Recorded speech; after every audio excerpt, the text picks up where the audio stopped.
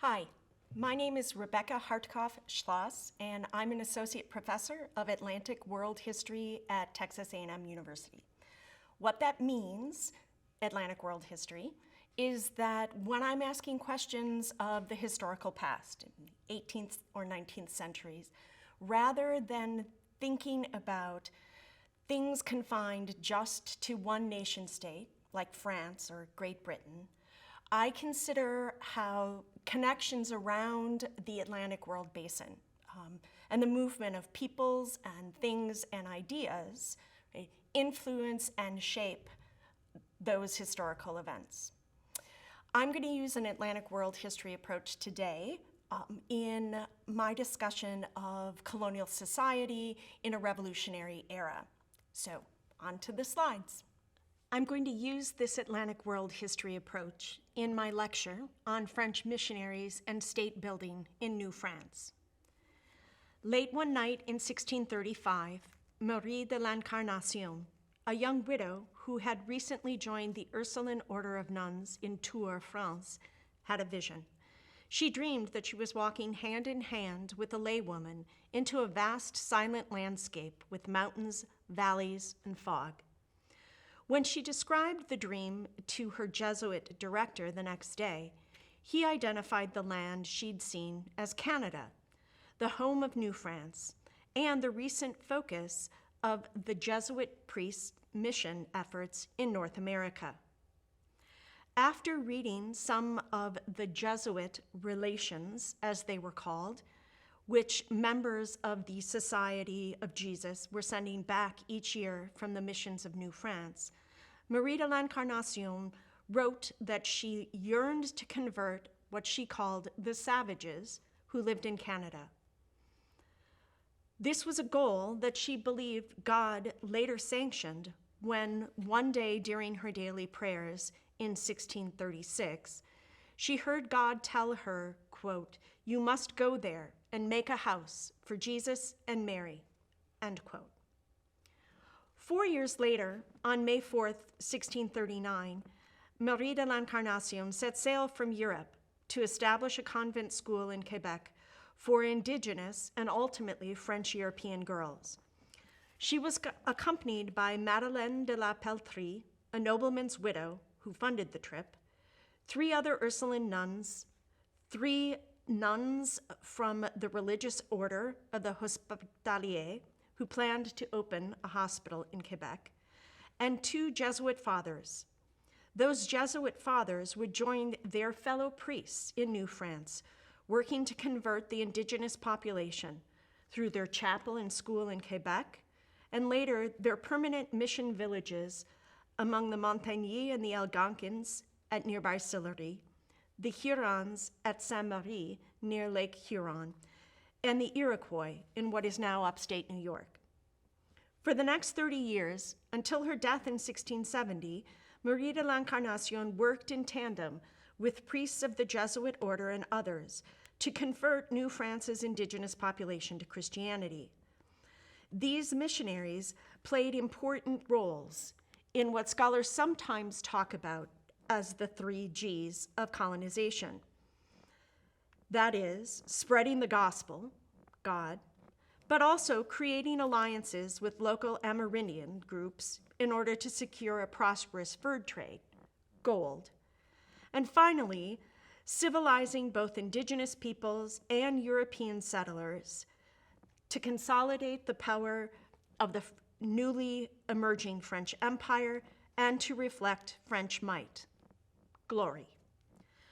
The Jesuits, for their part, sought to Christianize different populations through acculturation. That is, they moved out into the vast silent landscape of New France that Marie de l'Incarnation had visioned back in Tours. They adopted local traditions in an attempt to win converts. Marie de l'Incarnation and the Ursuline nuns, on the other hand, worked towards assimilation. They brought indigenous girls to the Ursuline convent and the boarding school, where they worked to change their charges by instilling Christian beliefs and European norms. To help guide you through the rest of this lecture, I ask you to consider 3 guiding questions. First, what role did French missionaries play in colonizing New France? Second, how did French Catholic missionary efforts differ from Protestant efforts in English North America? And third, how did the Ursuline nuns' conversion techniques differ from those of Jesuit priests in New France? The French regime began in 1534 with the voyages of Jacques Cartier, who explored the Gulf of the St. Lawrence on his first voyage, and then, on his second, made his way all the way down the St. Lawrence River Valley to the village which the local Amerindians called Hochelaga. Initially, the French called this island Ville Marie. Later, it would be known as Montreal. For the next 70 years, France was embroiled in a series of religious civil wars that, in general, dissuaded sitting French kings from pursuing further exploration or colonization on behalf of the French crown in the area they called New France. Instead, a series of private business syndicates from Saint-Malo, Cartier's hometown, worked to establish a trade in furs with the local indigenous populations up and down the St. Lawrence River Valley. As a result, between 1534 and around 1627, nearly a decade after Champlain's initial voyages, New France is best seen as a commercial outpost, or a series of commercial outposts, rather than a full-fledged colony, complete with permanent settlements and a developed bureaucracy. Although only a relatively small number of French European traders made their way to the region to take advantage of the trade in furs, primarily beaver pelts here in the 16th century, with the local Amerindian populations, they soon realized that more than one ship would come in search of trade. And as a result, those indigenous groups utilized that knowledge to drive up the price of furs. It was soon clear to French Europeans that unless the King of France granted a monopoly, enabling the recipient of the royal favor to exclude others and stabilize prices, profits from the trade in fur with local Amerindian groups in New France would soon dwindle. The French king, after 1570, was happy to grant such monopolies, and their holders tried hard to establish colonies as year-round trading bases. Such efforts included Jacques and Étienne Noël, nephews of Jacques Cartier, who in 1588 tried, but ultimately failed, to gain such control over both the fur trade and a newly developing mining business in New France. By 1600, however, it became clear that permanent trading posts under the control of private economic monopolies were not necessarily, I'm going to start that again. By 1600, it had become clear that permanent trading posts under the control of private economic monopolies were not necessarily viable engines for European colonization. Increasingly, as the Spanish and Portuguese claimed more land in Central and South America, the Caribbean, and Florida, the French king, Henri IV, looked to consolidate not only his personal power, but also to build the state of the nation of France by settling French subjects in French territory in Canada. To this end, he required those who held the fur trade monopoly in the region to actually establish French European settlements on the land. In response, in 1602, Pierre du Gardemont, a noble and Protestant merchant who then held the fur trading monopoly in New France, employed Samuel de Champlain to undertake a series of voyages and find suitable places for settlement. And that he did. In 1605, Champlain helped to establish Port Royal in Acadia as the first permanent North American settlement for Europeans north of Florida. The image that you have in the bottom left is of Samuel Champlain himself. In the bottom right is a diagram from Champlain of Port Royal in Acadia. In spring of 1608, Dugas-Dumont equipped at his own expense 3 ships with workers to help Champlain return to New France and establish, this time, a permanent settlement on the St. Lawrence. By July, Champlain had reached Quebec and established the French settlement. Although Cartier had passed through the area that we now know as Quebec, during his day, the Iroquois had dominated this part of the continent, making it an especially untenable spot to establish a trading post.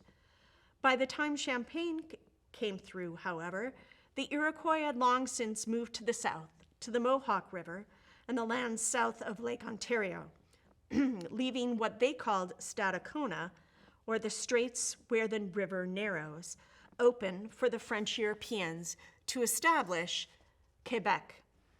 The image in the bottom of the screen, right, is a drawing from 1609 of the first building made of stone in Quebec, a church. Quebec was the first town to take shape in Canada, and it would serve as the home base for Champlain's expeditions to the Richelieu River, the Great Lakes, and the Ottawa region, all important fur trading regions for the French. Despite the opening provided by Quebec, until the 1630s, settlements in New France weren't much more than a trading factory and a warehouse for storing furs and trade goods, the furs to be shipped back to Europe and the trade goods transshipped for trade in the interior. Although holding a monopoly required colonization, the merchants in France who provided the capital for the base would not invest much money, certainly not more than was absolutely necessary, to support French European colonization. All they wanted was a trading counter manned by salaried clerks. As a result, no real attempt was made to settle the land.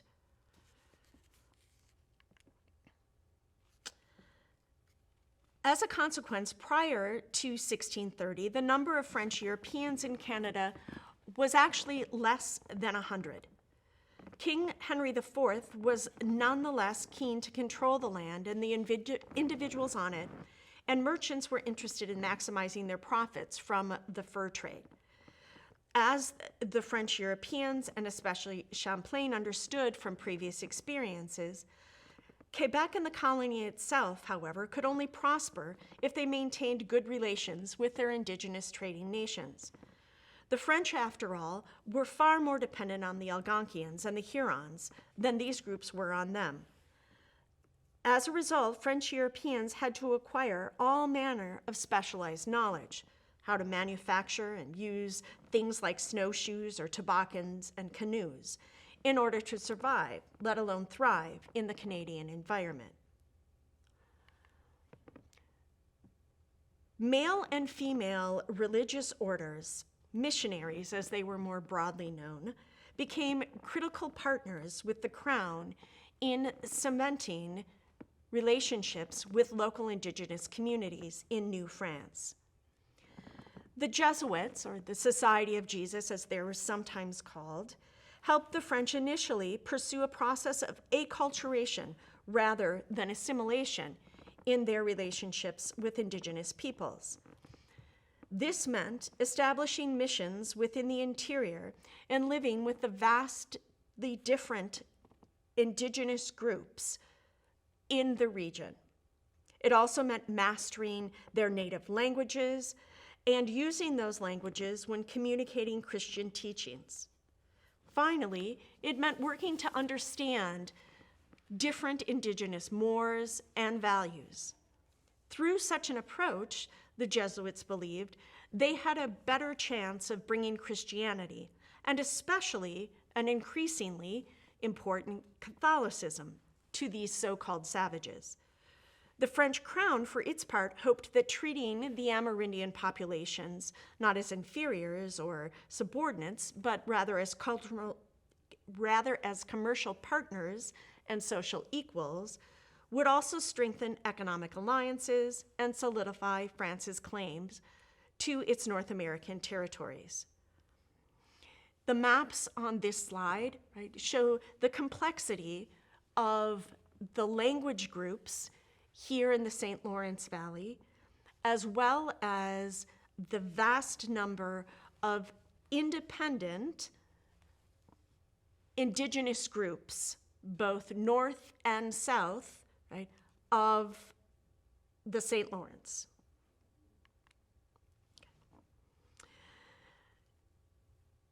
In their efforts, the Jesuits undertook this Christianizing process of acculturation throughout New France. In 1611, just 6 years after the establishment of Port Royal, 2 Jesuits landed at the outpost to establish a mission.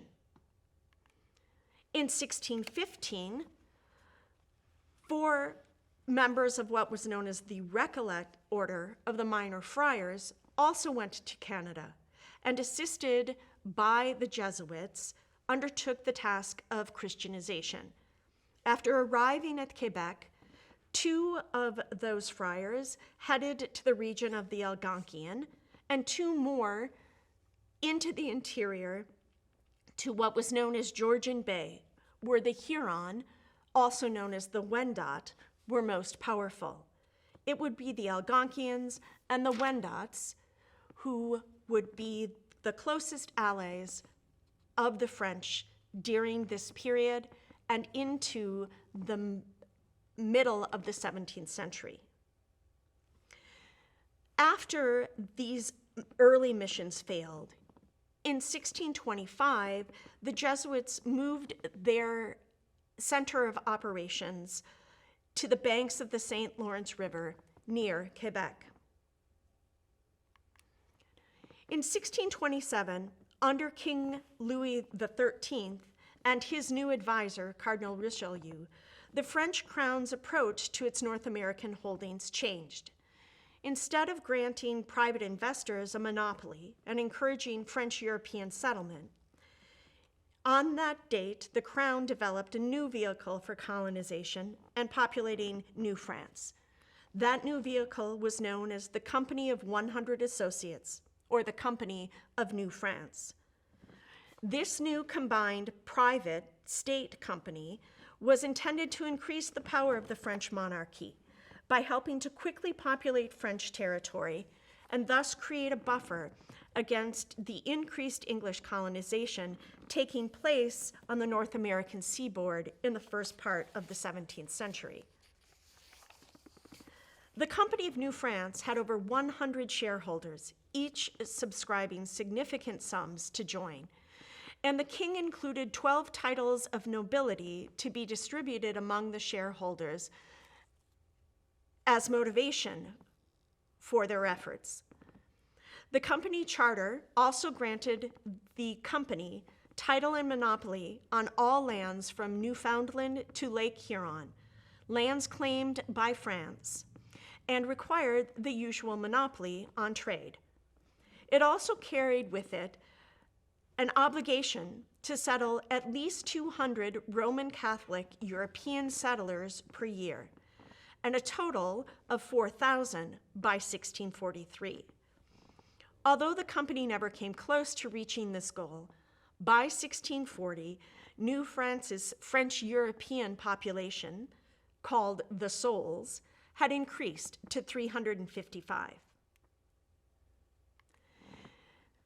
Between 1627 and 1629, the efforts of the Company of 100 Associates were thwarted as Protestant England and Catholic France fought a primarily sea-based war over Protestant persecution. Following the war, in 1629, the English took control of Quebec and technically held it until 1632. Unable to pursue land distribution in a colony of New France under the Company of 100 Associates. New lay organizations, in particular, the lay society known as the Compagnie de Saint-Sacrement, right, took up the slack. This society, also known as the Associates for the Conversion of the Savages of New France, a telling name, was dedicated to increasing the authority of the Catholic Church in the absence of the Company of 100 Associates.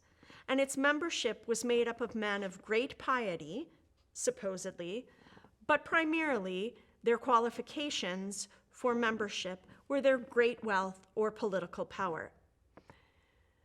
Through their membership, the society was able to raise a large amount of money to obtain a grant of the larger part of the island of Montreal, and ultimately to recruit a party of some 50 devout colonists to establish a settlement there in 1647. The map on the right is a map drawn by one of the original members of the Compagnie de Saint-Sacrement of Ville-Marie, later Montreal. The Jesuits' efforts became even more important in the aftermath of the Anglo-French War, for safe French-European colonization depended on continued good relationships with Amerindian populations up and down the St. Lawrence River Valley. To that end, in 1634, the Jesuits established a mission in Huron-Wendat territory under the direction of Father Jean de Brébeuf. This mission, known as the Mission de Saint-Marie, was quite successful. It was located near Lake Huron, and it was considered at the time, quote, the jewel of the Jesuit mission in New France, end quote. The mission itself survived until 1648, when it was ultimately destroyed in wars between the Huron-Wendat and the Iroquois. The 8 Jesuits who had joined the mission were killed in those wars along with the Hurons. Between 1642 and 1649, those 8 Jesuits became known as the North American Martyrs. In addition to establishing interior missions, in 1636, the Jesuits also turned their attention to creating permanent structures near Quebec. They established, for example, a seminary known as Notre-Dame-des-Anges on the former site of the previous Recollect Order's mission. At that seminary, they trained young Huron, Montagny, and Algonquian boys. Likewise, in 1637, Jesuits established the settlement known as Sillery, seen in the bottom right-hand corner of the slide. They named this settlement after their benefactor, Noël Brouillard de Sillery. By 1645, nearly 167 indigenous inhabitants called Sillery home. Having found little success convincing young indigenous women to convert during this period, Jesuit missionaries, especially after 1632, looked to female religious orders like the Ursulines to serve as missionaries in New France. It was in 1635 that Marie de l'Incarnation, under the directorship of a Jesuit priest, had her first vision of Canada. Ultimately, personal and financial obstacles delayed Marie de l'Incarnation's departure by 4 years.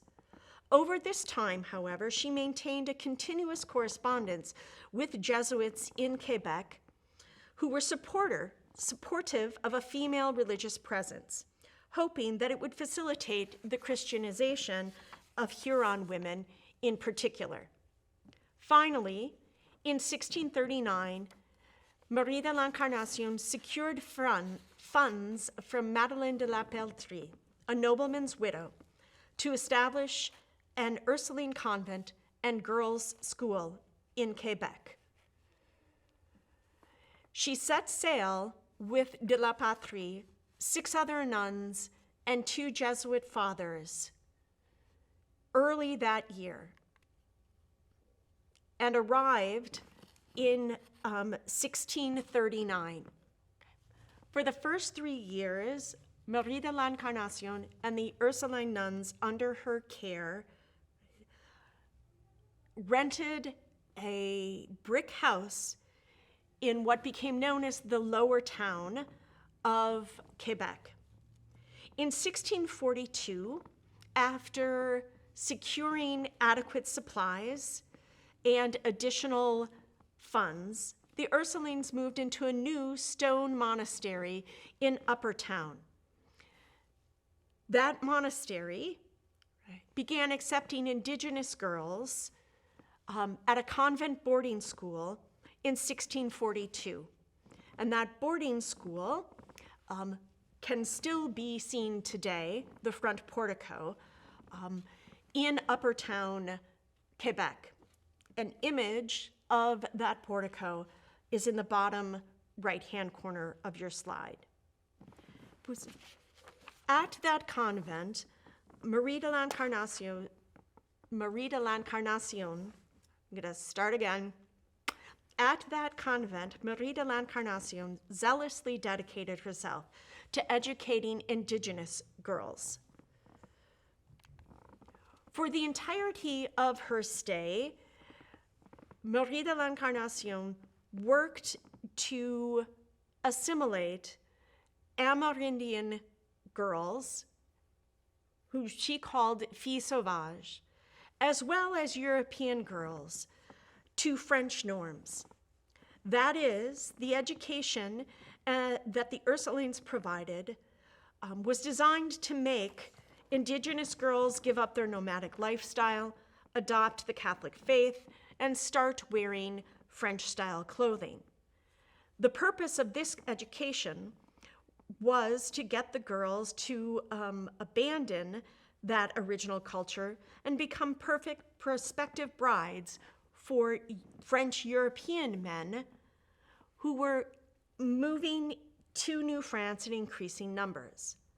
If the Amerindian girls didn't marry European men, Marie de l'Incarnation hoped that they would return to their native communities and convert their extended families to Christianity. The European girls who attended the boarding school in the 1640s and the 1650s learned important skills in needlework and especially the fine arts. To facilitate the assimilation of Indigenous girls at the convent boarding school, the Ursulines, under Marie de l'Incarnation's instruction, did show some flexibility with regard to the girls' diets as well as their language. Marie de l'Incarnation herself also learned multiple Indigenous languages and, like her male Jesuit colleagues, translated hymns and created dictionaries in Algonquian and Iroquois to facilitate the conversion of her students.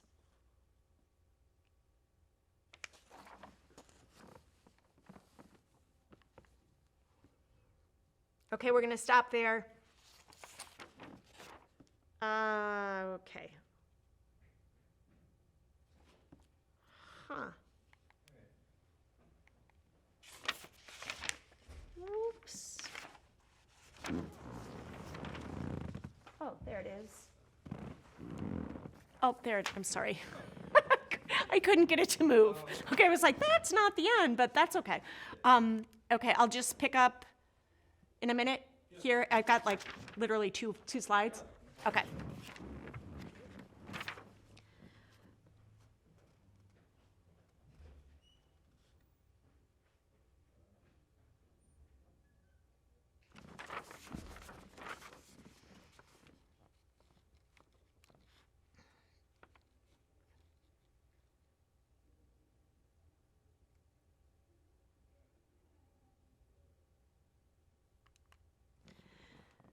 The efforts of Marie de l'Incarnation and the Ursuline nuns became even more important in the 1650s as wars between the French-aligned Algonquians and different Iroquoian-speaking groups intensified as a result of French attempts to secure control over the area.